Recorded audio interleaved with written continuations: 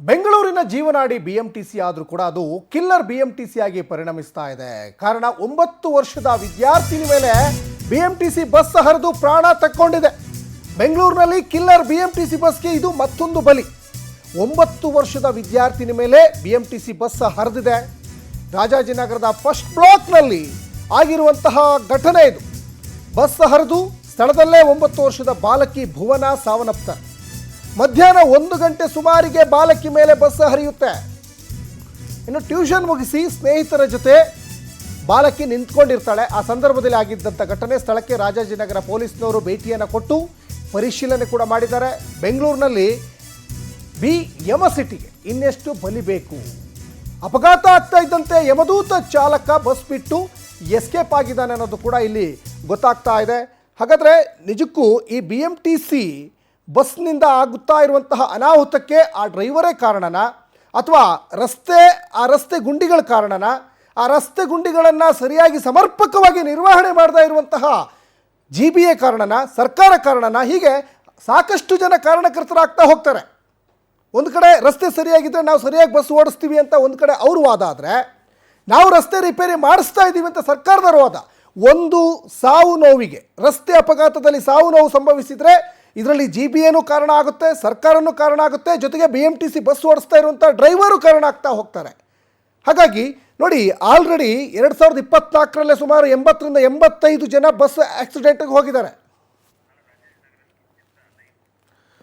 ಈ ಬಗ್ಗೆ ಹೆಚ್ಚಿನ ಡೀಟೇಲ್ಸನ್ನು ನಮ್ಮ ಪ್ರತಿನಿಧಿ ಸುಚಿತ್ರಾ ಕೊಡ್ತಾ ಹೋಗ್ತಾರೆ. ಸುಚಿತ್ರಾ, ಒಂದು ಕಡೆ ಈಗ BMTCಗೆ ಸಾಕಷ್ಟು ಜನ ಬಲಿ ಆಗ್ತಾನೆ ಇದ್ದಾರೆ. ಸುಮಾರು ಏನಿಲ್ಲ ಅಂದರೂ ಈಗಾಗಲೇ ಒಂದು 15ರಿಂದ 20 ಜನ BMTCಗೆ ಬಲಿಯಾಗಿದ್ದಾರೆ. ಈಗ ಮತ್ತೊಂದು ಬಲಿ, ಇದಕ್ಕೆ ಕೊನೆ ಇಲ್ವಾ? ಹಾಗಾದರೆ ನಿಜಕ್ಕೂ ಇದು ಒಂದು ರಸ್ತೆ ಗುಂಡಿಗಳಿಂದ ಆಗ್ತಾ ಇರುವಂಥದ್ದ, ಅಥವಾ ಏನು ಕಾರಣ ಹೇಳ್ತಾರೆ ಸಂಬಂಧಪಟ್ಟವರು ಅಂತ ಸುಚಿತ್ರಾ?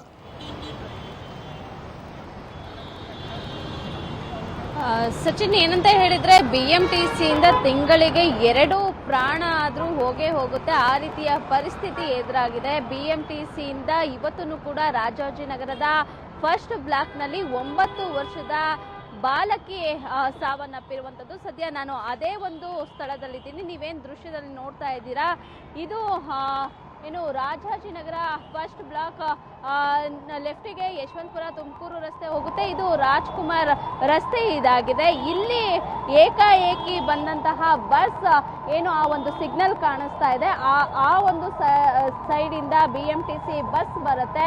ಇಲ್ಲಿ ಟ್ಯೂಷನ್ ಮುಗಿಸಿ ನಿಂತಹ ಬಾಲಕಿ ಹಾಗೂ ಆಕೆಯ ಸ್ನೇಹಿತರು ರಸ್ತೆಯನ್ನು ದಾಟುವಂತಹ ಸಂದರ್ಭದಲ್ಲಿ ಏಕಾಏಕಿ ಸ್ಪೀಡ್ ಆಗಿ ಬಂದಂತಹ BMTC ಬಸ್ ಆಕೆಗೆ ಡಿಕ್ಕಿ ಹೊಡೆಯುತ್ತೆ. ಡಿಕ್ಕಿ ಹೊಡೆದ ಪರಿಣಾಮವಾಗಿ ಆಕೆ ಸ್ಥಳದಲ್ಲೇ ಮೃತಪಟ್ಟಿರುತ್ತೆ. ಇಲ್ಲಿ ನೀವು ದೃಶ್ಯದಲ್ಲಿ ಗಮನಿಸ್ತಾ ಹೋಗ್ಬೋದು. 12 ಗಂಟೆಯ ಸುಮಾರಿಗೆ ಈ ಒಂದು ಘಟನೆ ಸಂಭವಿಸುತ್ತದೆ. ಜೊತೆಗೆ 9 ವರ್ಷದ ವಿದ್ಯಾರ್ಥಿನಿ ಏನು ಭುವನ ಅಂತ ಹೇಳಿ ಗೊತ್ತಾಗ್ತಾ ಇರುವಂಥದ್ದು. ಜೊತೆಗೆ ಈಕೆ ರಾಜಾಜಿನಗರ ಪಂಚಜನ್ಯ ವಿದ್ಯಾಪೀಠ ಶಾಲೆಯಲ್ಲಿ ಕೂಡ ವ್ಯಾಸಂಗವನ್ನ ಮಾಡ್ತಾ ಇದ್ಲು. ಈಕೆಯ ತಂದೆ ತಾಯಿಗಳು ಕೂಡ ಜೋಳವನ್ನ ಮಾಡಿಕೊಂಡು ಜೀವನವನ್ನ ನಡೆಸ್ತಾ ಇದ್ರು. ಸಾಕಷ್ಟು ಒಂದು ಕಷ್ಟದಿಂದನೇ ಮಕ್ಕಳನ್ನ ಸಾಕ್ತಾ ಇದ್ರು. ಆದ್ರೆ ಇವತ್ತು 9 ವರ್ಷದ ಭುವನ ಅನ್ನೋ ಬಾಲಕಿ ಇವತ್ತು BMTCಗೆ ಬಲಿಯಾಗಿರುವಂಥದ್ದು.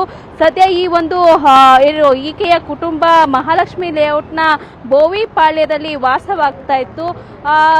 ಜೋಳ ಮಾರ್ಕೊಂಡೆ ತನ್ನ ಮಕ್ಕಳನ್ನ ಕೂಡ ಆಕೆಯ ತಂದೆ ತಾಯಿಗಳು ಸಾಕ್ತಾ ಇದ್ರು. ಆದರೆ ಇವತ್ತು BMTC ಆಕೆಯ ಬಲಿಯನ್ನ ಪಡೆದುಕೊಂಡಿರುವಂಥದ್ದು. ಸದ್ಯ ಮೃತದೇಹವನ್ನು ಕೂಡ MS ರಾಮಯ್ಯ ಹಾಸ್ಪಿಟಲ್ಗೆ ಕರೆದುಕೊಂಡು ಹೋಗಿದೆ.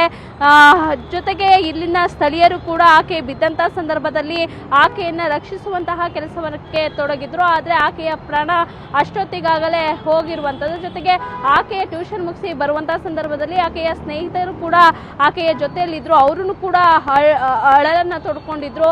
ಆಕೆಯ ಪೋಷಕರಿಗೂ ಕೂಡ ಒಂದು ಕಾಲ್ ಮಾಡಿ ಆಕೆಯ ಪೋಷಕರಿಗೆ ಮಾಹಿತಿಯನ್ನು ಮುಟ್ಟಿಸುವಂತಹ ಕೆಲಸವನ್ನು ಮಾಡಿದ್ರು. ಜೊತೆಗೆ ಇಲ್ಲಿ ರಾಜಾಜಿನಗರ ಸಂಚಾರಿ ಪೊಲೀಸರು ಕೂಡ ಸ್ಥಳಕ್ಕೆ ಭೇಟಿಯನ್ನು ನೀಡಿ ಇಲ್ಲಿ ಏನಾಗಿದೆ, ನಿಜಕ್ಕೂ ಕೂಡ ಇದು BMTC ಬಸ್ ಡ್ರೈವರ್ ಕಾರಣ ಅಥವಾ ಇವರೇ ಏನಾದ್ರು ಜಾಗರೂಕತೆಯನ್ನು ತಪ್ಪಿ ಈಕೆಯೇ ಅಡ್ಡ ಬಂದಿದ್ಲ ಮಗು ಅಂತ ಹೇಳಿ ಪರಿಶೀಲನೆಯನ್ನು ಮಾಡ್ತಾ ಇದ್ರು. ಜೊತೆಗೆ ಇಲ್ಲಿನ ಸ್ಥಳೀಯರು ಕೂಡ ಒಂದು ಆಕ್ರೋಶವನ್ನು ವ್ಯಕ್ತಪಡಿಸ್ತಾ ಇದ್ರು.